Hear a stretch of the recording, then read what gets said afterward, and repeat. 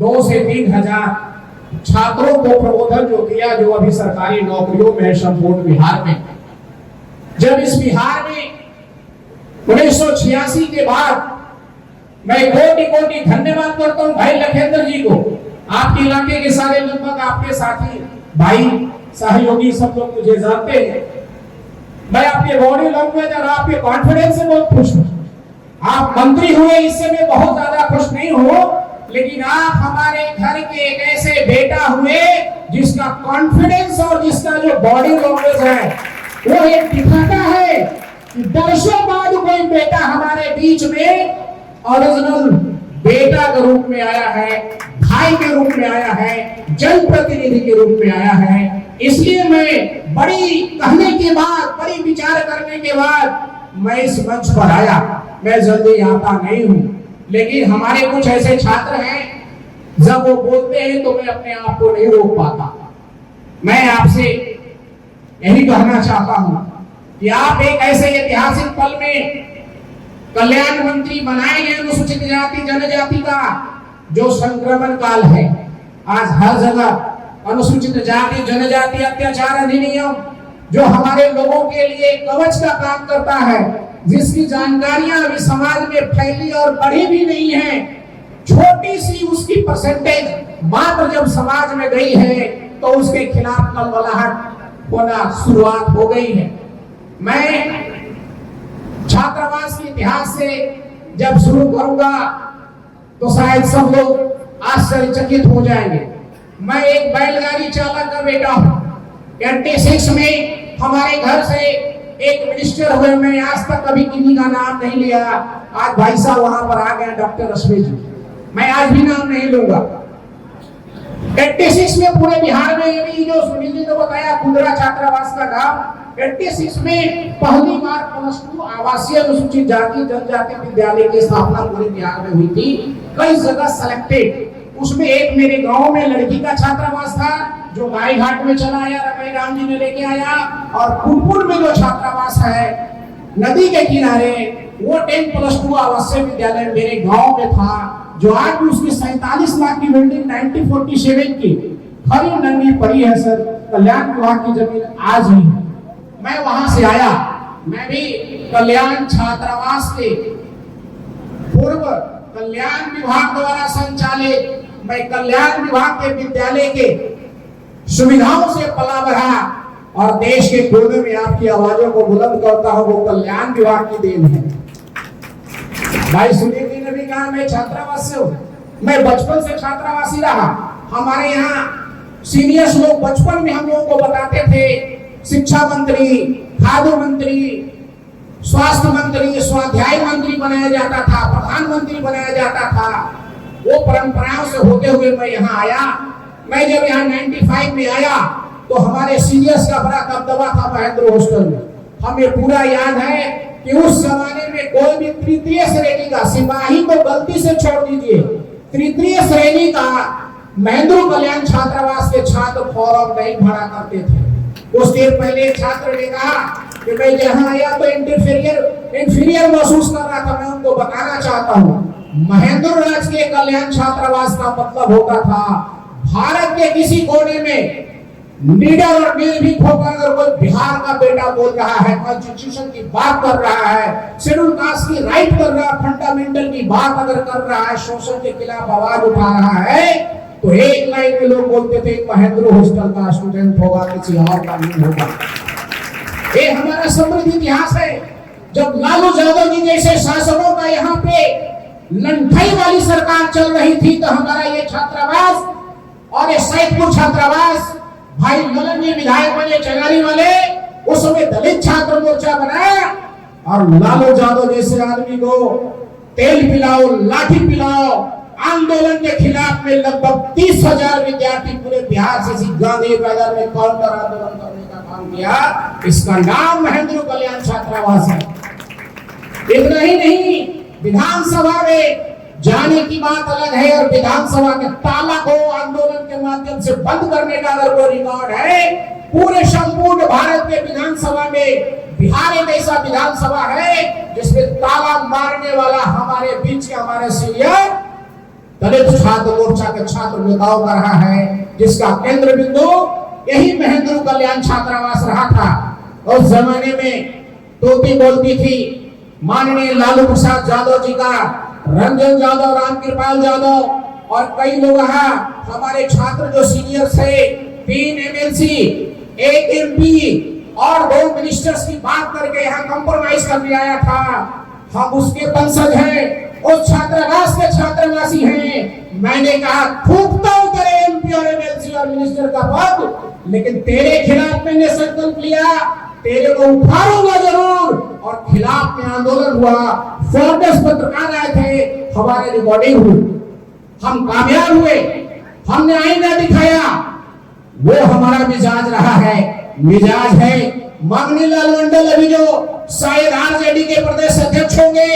मैं बताना चाहता हूँ रामविलास पासवान जी का उस समय में गेट पड़ा हुआ था एयरपोर्ट वाले इलाके में 4 जगह, उसको उन लोगों ने आरजेडी की इशारे पे तोड़वाने का काम किया। हाथ में ऐसे मुंह गाल में रख के रामविलास जी बैठे हुए थे। आज हमारे बीच में हमारे सीनियर सरवर पासवान नहीं है, हताश और उदास बैठे थे।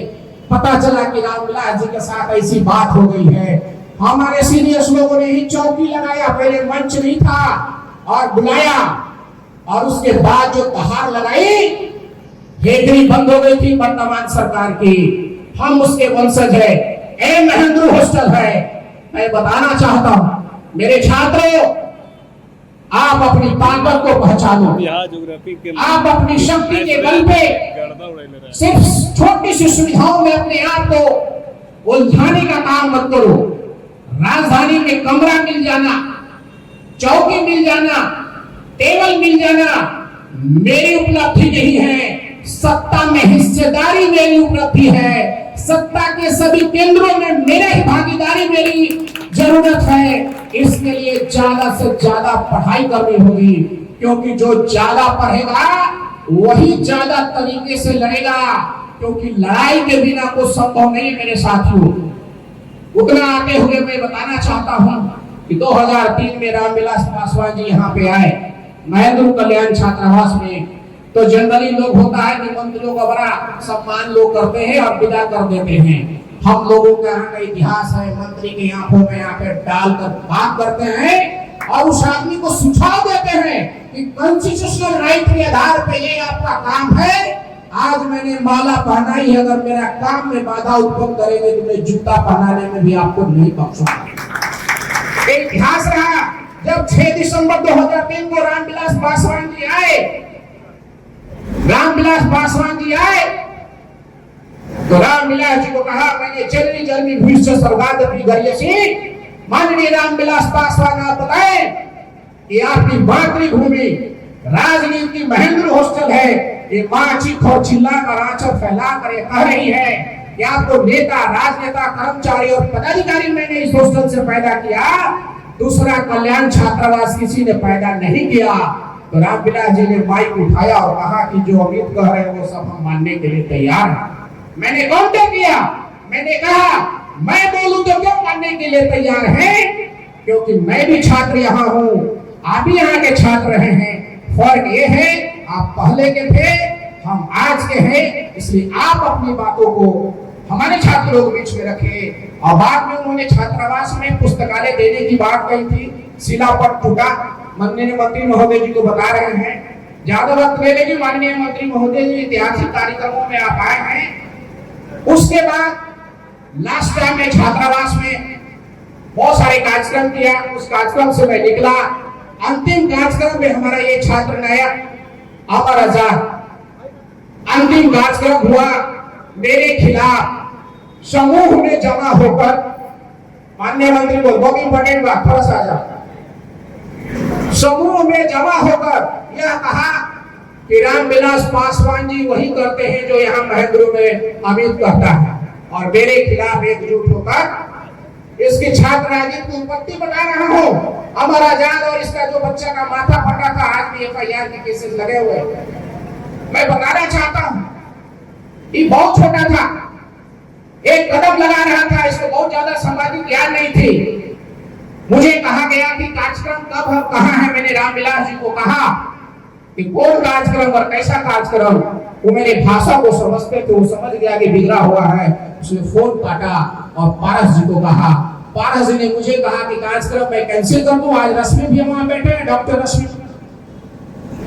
उसमें बहुत सारे लोग मिले हुए थे गिरोह वाले, और मैंने कहा कार्यक्रम कैंसिल नहीं होगा क्योंकि महेंद्र हॉस्टल है और जो जिसका राइट है वो करेगा, हम उसमें बाधक नहीं बनेंगे। कार्यक्रम तय हुआ, कार्यक्रम में आए रामविलास जी, और रामविलास जी आए। मैंने कहा मैं मंच पर नहीं बैठूंगा। कहा नहीं बैठोगे तो कार्यक्रम कैसे होगा? बोले मुझे मेरी सहमति से कार्यक्रम तय नहीं हुआ है। उसमें साधु भी था, अनिल साधु, रामविलास जी का दामाद शामिल था जो जोकर है। मैं नहीं चला। आजाद को मैंने कहा आजाद तो वहां रखना ताकि डिसिप्लिन जब खराब होगा, और ये भी भाई बहुत अच्छा था उसमें।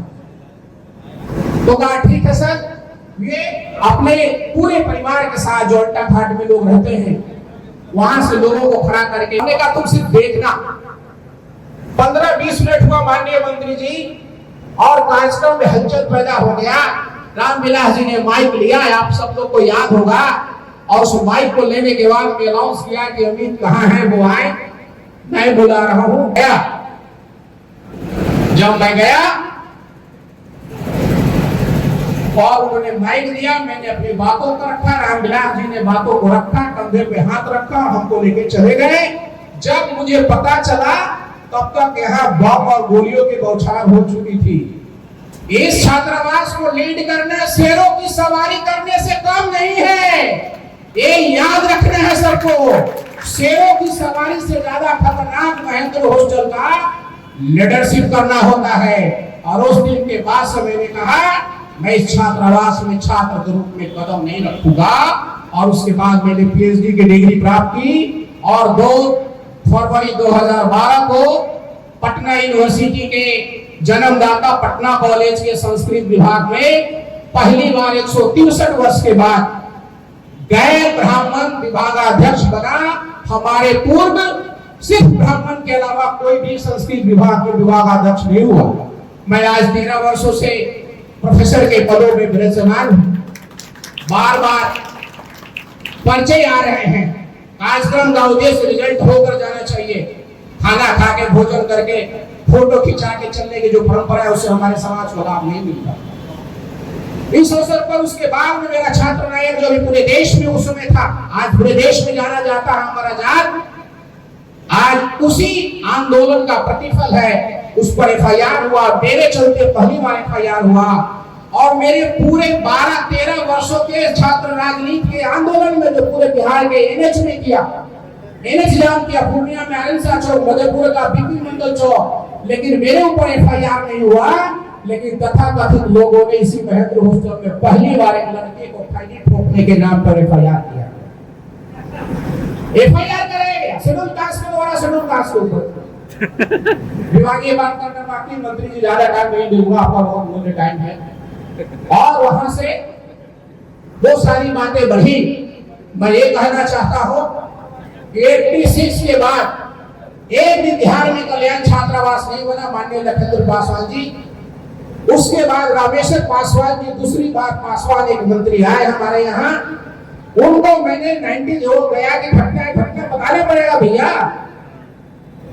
गया में सतीश कुमार नाम का मखदूमपुर से जो विधायक हुआ, मेरा जूनियर था, मैं मीटिंग से बताता था। उस जमाने में 1 लोटा पानी, जनता की परेशानी, पानी को एक बहाना था। उस ब्राह्मण को फंसाने का एक नारा लगा था क्योंकि हमारे लड़कों को मारा गया था। और 500 छात्रों का एक आंदोलन हुआ। उसी में हमने महेश्वर भाई साहब को कहा, रामेश्वर बाबू कल्याण मंत्री थे सर, नई सरकार आई थी, बीजेपी आपको जेडीयू और बीजेपी की सरकार आई थी, एनडीए आरजेडी की सरकार आई, तो मैंने कहा कि आरजेडी गवर्नमेंट ने हमारे खिलाफ करके एक भी छात्रावास नहीं पैदा किया, क्योंकि छात्रावासों से शेर पैदा हो गए थे, इसलिए उसने शेर के मांग को बंद किया। नई सरकार आई है, महेश्वर हजारी जी को मैंने कहा आप सवाल, उन्होंने सवाल पूछा कि 1963 में बिहार का पॉपुलेशन 3 करोड़ था, तो हर जिले में 50 बेडेड हॉस्टल बने। आज 2006-07 में अल्फाबाद उसी में नया आया।